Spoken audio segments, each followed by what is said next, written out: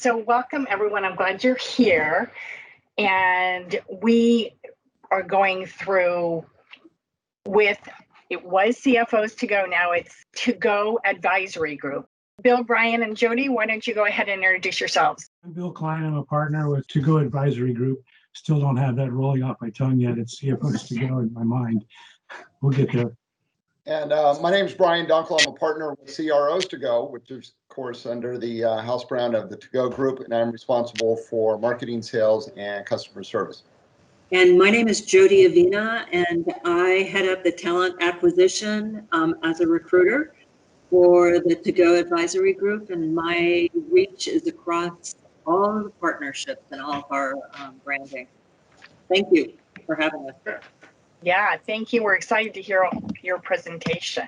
And so with that, I am going to get out of here and turn it over to Go Advisory Group.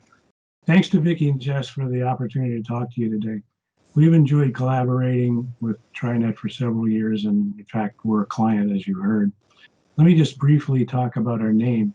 CFOs to Go started 35 years ago with two people doing financial consulting and talent search.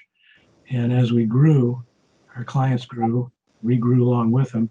Now we have 27 partners who are experts in a wide array of industries. My world, for example, is construction and real estate. So I'm going to talk to you a little bit about the things that we're seeing from our clients, but it's going to have a little bit of a accounting bent to it, which is what our historically where we've come from as accounting advisors. We're way more than that now, but just bear with me while I kind of explain to you what we're seeing from our clients.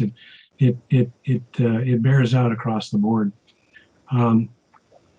Everyone has had some damage to their financial statements, whether it's lower sales, increased operating expenses, decreased margins, key financial ratios that are upside down, loss of key employees and institutional knowledge, which is, I think, something that he's going to talk about a little bit later. All of this sounds really terrible, and it kind of is, but it's manageable. It's manageable if you know what to do. And one of the key things to do is to build your relationships. Hopefully you've done that before the crisis, but you can even do it during the crisis. For example, banks know that in most cases your financial stress isn't due to mismanagement, thank God. And they want to collaborate with you to find out solutions to keep you going. They know that you're their bread and butter. You're their client, so they want to help you. But they need information on what's happening inside your company and what your plans are. So the complexity arises when you're trying to manage strategy and growth the way you always have. And for most of you, it's probably worked well, but now you have this extra layer of complexity, on top of which there's single points of failure inside your accounting group. That's because of shifts in personnel. Different jobs have been assigned to different people because of absenteeism and sickness. And this all slows down your reporting and promotes errors. And these are two things that you have to avoid at all costs. You can't be producing reports that are wrong or late. So how do you fix this? Well, that's what we do. Sometimes all it takes is just us to be on board with you. The client or the bank see that and they're happy that we're on board and they know that you're in good hands with us.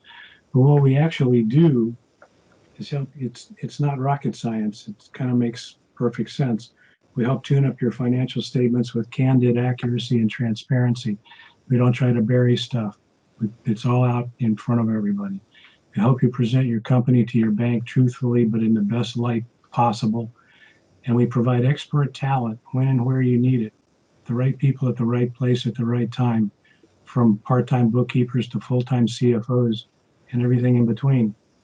Jody, my colleague, who is our Director of Recruiting Operations, is going to share her insight on this key facet of our business. Jody? Thanks, Bill. I appreciate that introduction. And I thank the people of Trinet. So yes, we are a client of Trinet and have been for over 15 years, and it's been a great relationship, not only as an employee of the To Go Advisory Group, but also as a great referral source to our clients. We service a number of early stage to middle market clients that find great value in Trinet. And so thank you to Trinet. And as an employee, thank you, Trinet. Part of my job, actually my job is to support our partners on finding talent. Our consulting partners often need additional help in bookkeeping or accounting, and we can provide those services for them. Oftentimes our clients will need interim staffing because of some unforeseen event happening or some happy event happening. So perhaps somebody's out on maternity leave. We're able to staff interim solutions. And then on direct hire, we are very active. Actually, you'd be surprised how busy we are right now with direct hire opportunities. So I think that this pandemic has been a challenge for many companies. It's also been a time where companies have had to sadly let employees go, and they're finding that at the end of the year, they're needing to spruce up or add talent as it comes to planning and budgeting. And so I'm talking more about the finance and accounting piece. Sorry about that, Brian. You can talk about more on your revenue side. But right now, a lot of the positions that we are filling are on finance and accounting, and that they are, as I say, direct hire. But we also have a back office outsourced accounting group that can support our companies. This week, I brought in a client. Actually, I brought in 2 clients this week to our outsourced accounting group because we can manage that relationship, that accounting relationship, and we have oversight over those accountants, so they're helping the client in manipulating month-end reports, cleaning up some work that has lagged behind. One of my clients has some problems right now with a 401k reporting for Q3, and so that's where we've been able to step in. So we like to think of ourselves as flexible and being able to provide and fill any need on finance and accounting, and now on HR as well as operations, information technology, and revenues, so the sales side of the thing, so business. And that's where CXOs comes in. It's we're working at a high level, senior executive officers, and the talent group supports that. So thank you once again for this. And Brian, you can educate everybody on how important your piece is to the business and moving forward, especially at times like this. All right. Thanks, Jody. All right. So you can see that my logo got the purple color. So I'm going to add a little color and context to this and kind of tie this all in together. All right. So why the to-go group? Well, I can tell you from based on experience that when working with a client, it's usually not just one issue. So really, it's our clients that came to us and said, look, we've got issues, we've got problems beyond just finance. Who do you know that can help us? Which led to the offering of course, CIOs to go on the information technology, CHROs, which Jody just talked about from an operations and production standpoint. We've got COOs to go, and on the revenue on the marketing side and the sales side, you've got CROs to go. So again, this is all driven by client need. And so I'll give you an example. So currently one of my partners, Peter Gray, who is responsible for the practice group COOs to go, and I are working with one of our CFOs to go partner, Chris Burns, on a capital raise and restructure of a consumer products group. Well, why are 3 of us working together? Well, again, it's not just one issue. So in order to help this client revitalize their company, redo the capitalization structure, and then take it one step further and go to market, it requires 3 experts, not just finance, not just operations, but also marketing and sales. So as you can see, there's a collaborative effort internally for us to service the client. And then once we get that ship, right-sided up and sailing, then we circle back and go to Jody and her team and say, look, we're the Navy SEALs. We're the temporary group. We need somebody there that's going to be long-term, who's going to run the ship, drive the ship for the long haul. Who can we bring in at an executive level? And that's when we rely on someone like Jody or our internal recruiting staff to fill those positions. So hopefully that's painted kind of a broad picture in how we offer a synergy value to our clients. So since I've got the soapbox, CROs to go. Well, why CROs? Again, marketing, sales, customer success. And really the position of CRO came from the tech industry about, let's say, 5 to 10 years ago. And for those of us who are marketing and sales, we've always seen these silos between marketing and sales. Some sort of egoic structure. Marketing's claiming this, sales is claiming this, and the poor customer service team is like, well, you guys just get along so we can make good on the customer. So somebody came up with the wise idea. Let's put it one person accountable for all of it, chief revenue officer. And that's what I do, and that's what my team does.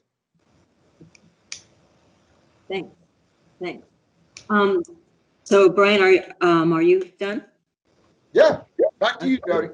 Okay, thank you.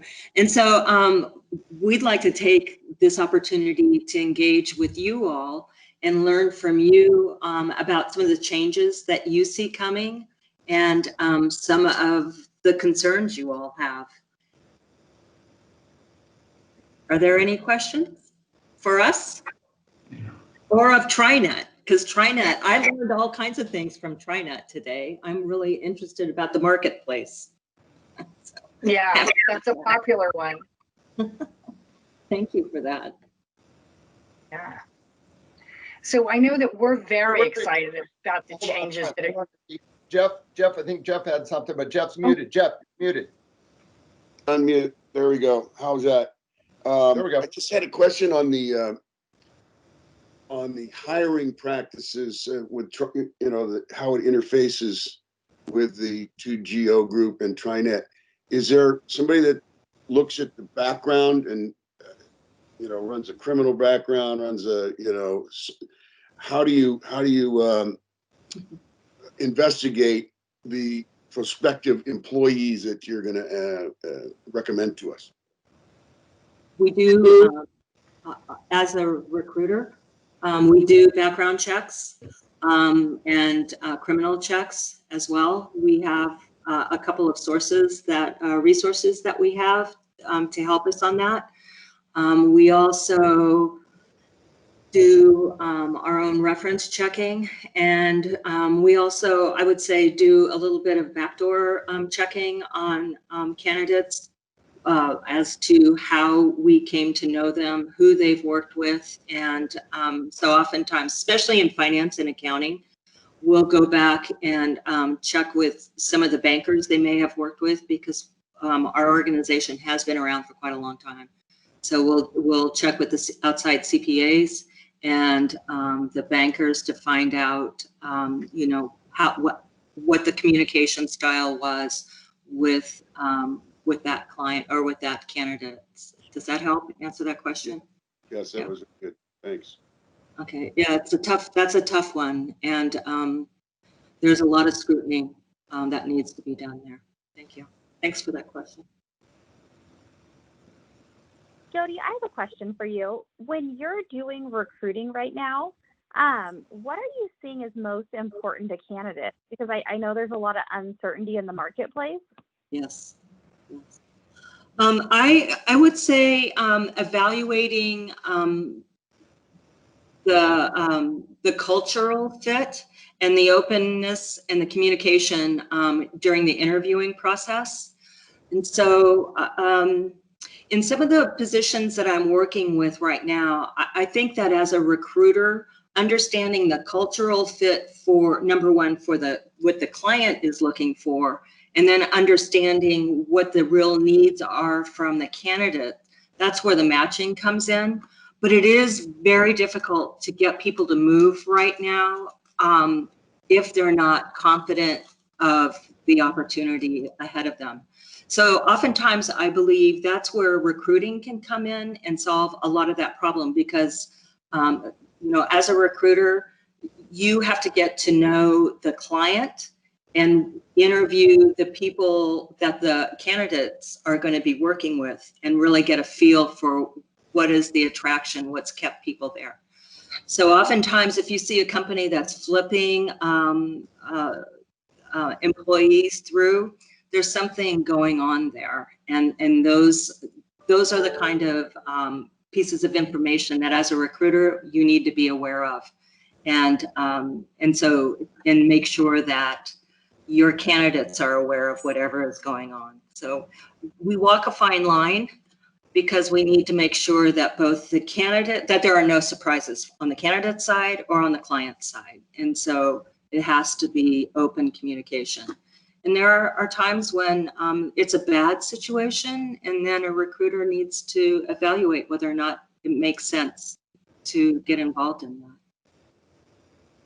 Does that help? I like that answer because, we have applicant tracking tools and we can help cruise the internet and all the job posting sites and find the candidates that seem just perfect on paper. But I mean, a lot of people can either hire someone to write a resume or have help writing that resume. So it oftentimes takes a trained recruiter to get to the depth of it and see if they truly are the right candidate for the position. So I think that's a great partnership. Yeah, thank you. Yeah, I would say that I've been doing this for a long time, and it is about conversation and probing, always probing. And so, yes, always probing. That's part of the job of a recruiter. So you can't Always take things probe. on face value. So. Absolutely. We probably just have time for one more question because I know we were trying to keep it close to the 30-minute mark.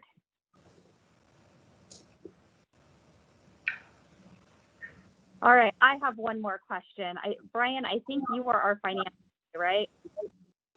No, I'm revenue, marketing and sales and customer service. Oh, okay. I've got a bachelor's Okay. degree in finance, but I know enough to be dangerous. So I think you should probably give that question over to Bill. All right. Well, I'm going to ask Okay, this question. I'll handle it if I can. Whoever is best suited can answer it. So would you say if you're spending marketing dollars right now promoting your business, what's the return businesses are getting back? Because I know that, things are tight and businesses have tuned back on the marketing. But I mean, what is your plug on it? Should businesses be marketing or what should they be doing? They have to market always. Always. That is the last thing that you should be cutting. I know, sorry, I got to jump on this bandwagon because it's something I'm very passionate about. But again, marketing is the last thing that you should cut your budget on. And the reason why is this too shall pass. And the market forgets quickly who you are and the value that you bring. Customers will forget you. So again, when this too shall pass, now is the time to be marketing. Now is the time to be investing in that outreach, whether it's directly through sales or through social media and so forth.